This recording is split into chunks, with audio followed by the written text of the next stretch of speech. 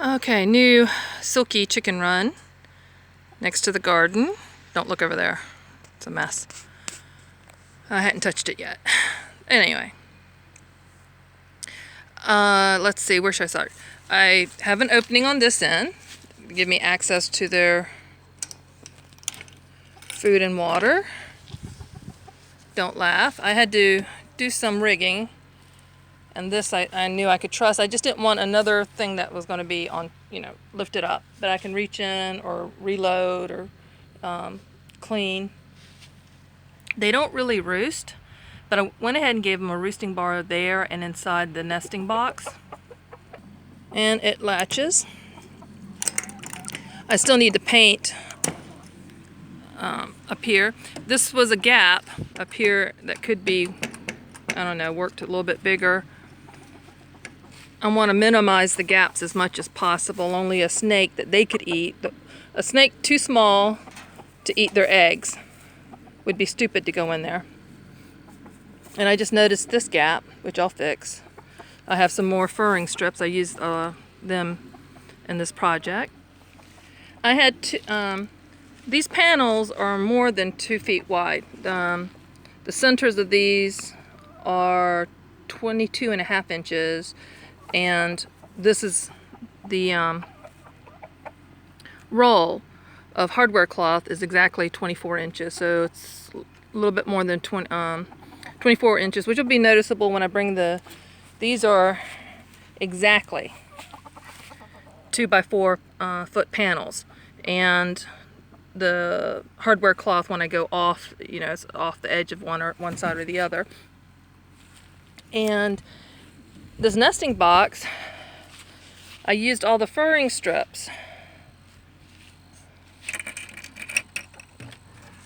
I'm gonna freak them out. I just moved them in here. I was gonna wait till, I debated waiting till tonight. So I used the 4-foot furring strips over there. Wasn't able to make my 16th panel because I used that middle strip there. I'm out of 2x4, 2x2s. Ended up using what scraps I had, like this. Here's another roosting that I took apart one of the panels that I had put the fencing, that 2-inch by 4-inch green enamel coated fencing. This is one that's a little bit, this panel is a little bit higher than 24 inches, while this one is 24 inches, so it kind of hangs down.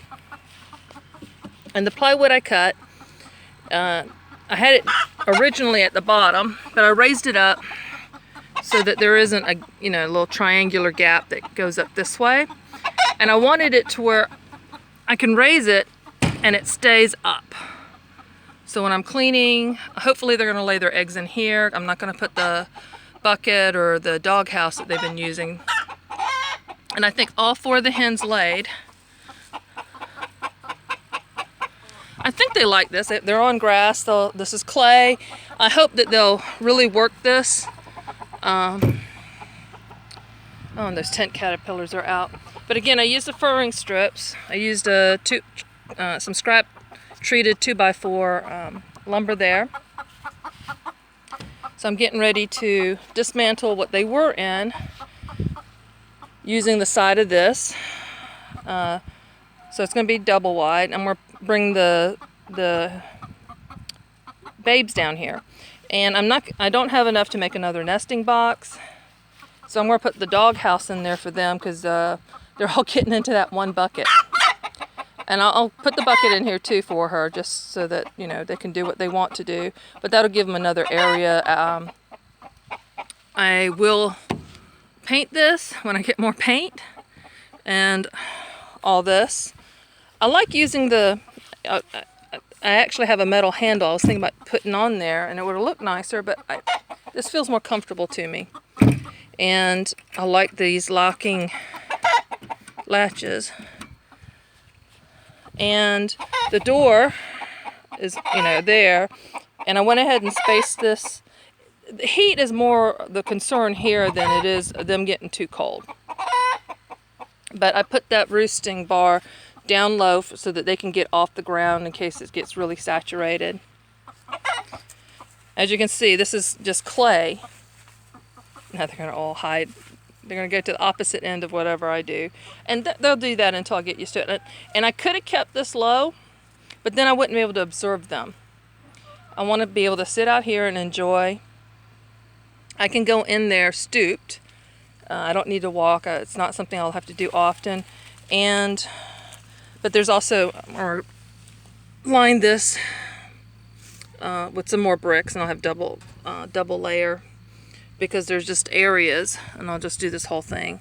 That way I don't have to worry about something tunneling in.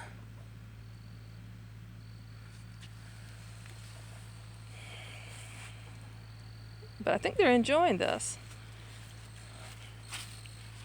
So I used all the furring strips. I didn't know what else to do, and then that gave me the little slatted. They get ventilation. They're getting ventilation here, where the hinges. Yeah, I know those are door hinges, but I'm using what I got. And this should keep them warm enough. And even though they have the doghouse in there at these cold nights, they've been out of the doghouse. They only go there during the daytime, which I don't understand. So, phase 1 completed. What do you think? Let me know. Just playing around with different types of nesting boxes. This isn't the ideal situation. This is the silkies are a little bit different. I'm gonna give them some straw. I got a big old garbage bag full of straw, clean straw, that I'm debating putting in there or not. I am going to put it into the doghouse. But this is what had me going all this week. And my husband, only thing he did was carry this up here. I've been going back and forth. I got over 15,000 steps yesterday assembling this. I still got 3 more panels I haven't attached. They're just blanks right now, and need to take care of stuff like this. But no, I need to move this out here, so that's not going to be in the way anyway. So, and I'll make another video as soon as I get the other one assembled. Thanks for watching. Any ideas? I made it to where I can take it apart. Only thing that's going to be a bugger is this thing. Next time I get plywood, I'm going to get them to cut it at the halfway mark, which will make it a lot easier for me to deal with. And then I can definitely take apart a lot more easily and put back together. I plan on doing some sort of waterproof latex coating. I'll unscrew and do that, and then put the screws back down, because I want to be able to screw it back off.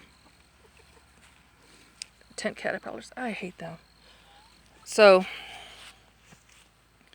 I'm just excited. They're done. I was going to wait till dark, but I couldn't wait. I just had to start the next phase, because next Friday I got less than a week to get ready for Seder.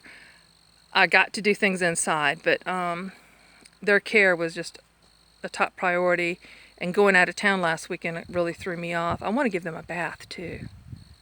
Worried about fly strike after reading articles about it. Hadn't lost one to it, don't want to.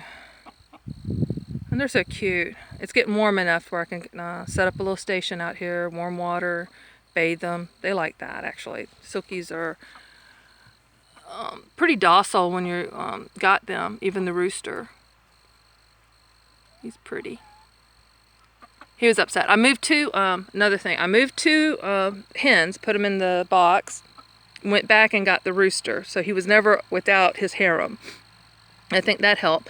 So the 2 hens I released just stayed in the box. Let's move over and watch their behavior again. Stayed in the box, and I put them in on this end. So with him cackling, and he immediately liked the grass.